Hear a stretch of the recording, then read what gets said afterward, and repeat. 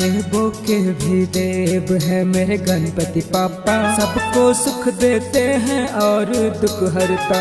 देवों के भी देव है मेरे गणपति पापा, सबको सुख देते हैं और दुख हरता। उनके चरणों में आकर है सर झुकता। देवों के भी देव है मेरे गणपति पापा, सबको सुख देते हैं और दुख हरता। देवों के भी देव है मेरे गणपति पापा, सबको सुख देते हैं और दुख हरता।